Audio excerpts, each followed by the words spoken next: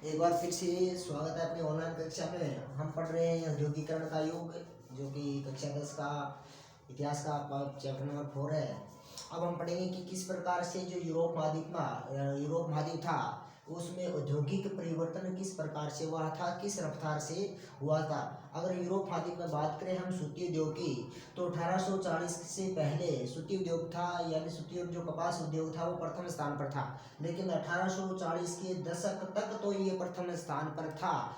लेकिन होता क्या है कि जब 1840 के बाद में 1840 के बाद में इंग्लैंड में, कहाँ पर है, इंग्लैंड में, और इंग्लैंड के जो औपनिवेशिक देश थे, यानी जिस प्रकार से भारत था, श्रीलंका था, अमेरिका था, यानी 1860 के दशक में जो उपनिवेशिक देश थे, उन उपनिवेशिक देशों में क्या कर रहे थे, ये जो अंग्रेज थे वो रेलवे लाइन बिछा रहे थे।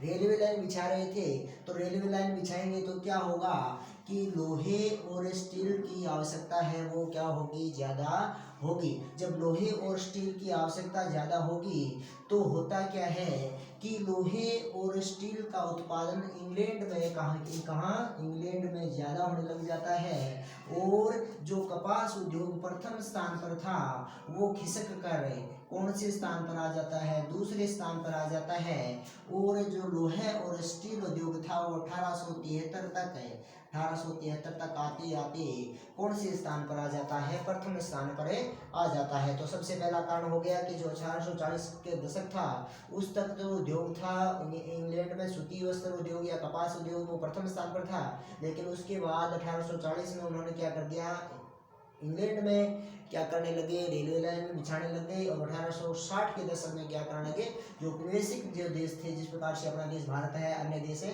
तो उसमें वो क्या करने लगे, रेलवे लाइन बिछाने लगे, जिसकी वजह से स्टील और लोहे की मांग ज़्यादा बढ़ी, और जिससे इंग्लैंड से क्या हो रहा था, ज़्यादा लोहा निर्यात किया जा रहा था।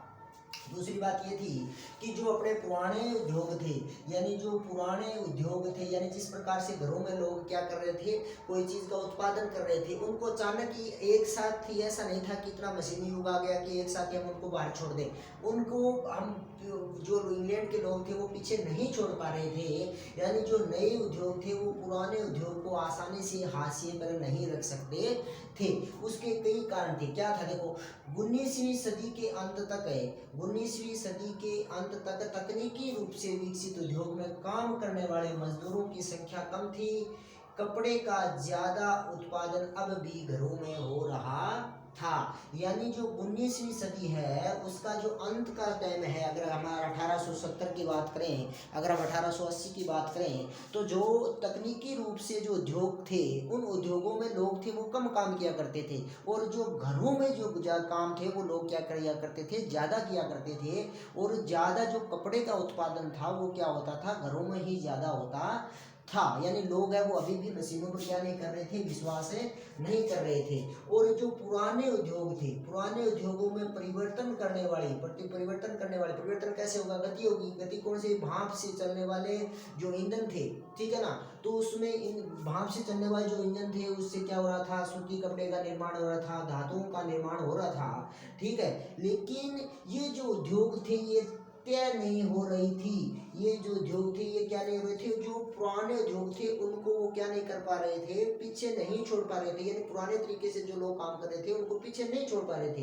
क्यों, क्योंकि जो जिस प्रकार से खाद्य प्रसंस्करण है, खाद्य प्रसंस्करण किसे कहा जाता है, कोई भी खाने वाली चीज है और जो जल्दी से नष्ट हो जाए उसको तुरंत किसी नई चीज में बदल देना ही क्या कहलाता है, खाद्य प्रसंस्करण कहलाता है। याद रखना है, इसको ध्यान रखना है, जो खाने वाले पदार्थ हैं उसको क्या किया जाए, ऐसे पदार्थ जो जल्दी खराब हो जाते हैं तो उन पदार्थों को जल्दी से जल्दी किसी दूसरे रूप में बदलना पड़ता है, ठीक है ना, उसे क्या कहा जाता है, खाद्य प्रसंस्करण करना। कोई वस्तु का निर्माण करना, कांच के जो काम थे, चर्म शोधन था, यानी चमड़ी का जो काम होता था, फर्नीचर बनाना था, और कोई हथियार बनाने थे, आदि जो तरह के जो उत्पादन होते थे वो उत्पादन है वो क्या होते थे, बहुत ही ज़्यादा क्या होते थे, तरह तरह के काम है वो लोग घरों पर ज़्यादा किया करते थे। और जो बहुत सारे गैर मशीनी क्षेत्रों में जो तरक्की हो रही थी, जो यानी जो लोग मशीनों से काम नहीं करके अपने हाथों से काम कर रहे थे, उनके हाथों से जो तरक्की हो रही थी वह तरक्की थी वह मुख्य रूप से साधारण और छोटे छोटे आविष्कारों की जननी थी। यानी लोग थे वो तरह तरह की कलाएं प्रदर्शित कर रहे थे हाथों के माध्यम से, ठीक है। इसलिए लोगों का जो ज़्यादा ध्यान था वो मशीनों की तरफ है नहीं था। और जो नई तकनीक आई थी यानी जो मशीनें आई थी वो क्या थी, महंगी थी। मशीन थी वो क्या थी, महंगी थी। अब महंगी थी तो जो सौदागर थे और जो व्यापारी थे यूरोप महाद्वीप के, वो फूक फूक कर कदम रखना चाहते थे, क्योंकि उनका पैसा अधिक लगता था, उनको ठीक करवाने में टाइम ही बहुत ज़्यादा लगता था। इतनी ज़्यादा मात्रा में मशीनें नहीं थी कि हम तुरंत उसको बदल दें, ठीक है। उनके मैकेनिक भी नहीं मिला करते थे, तो वो फिर पूरा जो क्या हो जाएगा, बंद हो जाएगा एक मशीन की वजह से। इसलिए जो व्यापारी लोग थे वो भी मशीनों को खरीदने से क्या कर रहे थे, हिचकिचा रहे थे। इसका हम छोटा सा उदाहरण दे सकते हैं कि जेम्स वाट जिन्होंने भाप के इंजन का आविष्कार किया था, एक न्यू कॉमन इसका फ्रेंड था, न्यू कॉमन आदमी था। उस न्यू कॉमन आदमी ने भाप के इंजन को बनाया, लेकिन दोबारा से उसमें कुछ ना कुछ सुधार किए। किसने, जेम्स वाट ने।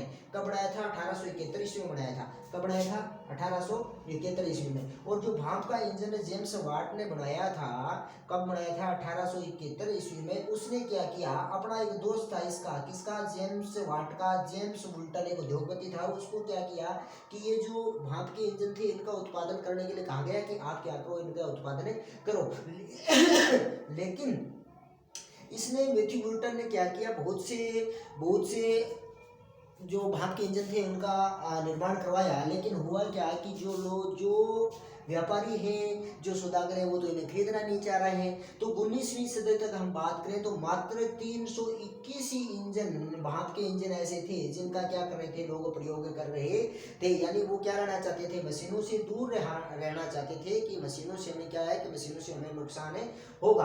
अब सोच क्या थी कि जब मशीन आ जाएंगी तो क्या होगा, मशीन आ जाएंगी तो होगा क्या कि मजदूरों की उत्पादन क्षमता है वो क्या होगी, बढ़ने लग जाएगी, ठीक है ना। मजदूरों की उत्पादन क्षमता है वो क्या हो जाएगी, ज़्यादा होगी। जो मजदूर दिन में 1 या 2 या 3 कपड़े का निर्माण करता था, वो दिन में 10, 15 या 20 कपड़ों का निर्माण करेगा, तो उसका उत्पादन भी क्या होगा, बढ़ेगा। उसकी भी सैलरी है वो, यानी जो उसकी जो कमाने की क्षमता है वो बढ़ेगी।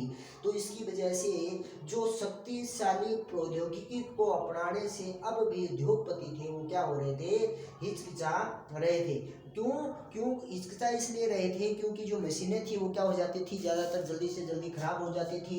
और जो हाथ से मजदूर जो काम करते थे वो तरह तरह के डिजाइन उसमें डाला करते थे, लेकिन मशीन की वो एक ही तरह का प्रोडक्ट है वो क्या करती थी, उसका निर्माण करती थी। तो इस प्रकार से यूरोप में औद्योगिक परिवर्तन हुआ। 19वीं सदी तक अगर हम बात करें तो अब भी जो लोग थे वो चाहते थे कि हम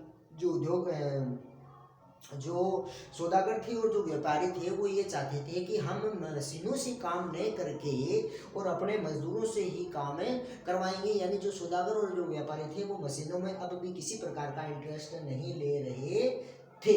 तो ये था अपना यूरोप में औद्योगिक परिवर्तन की रफ्तार।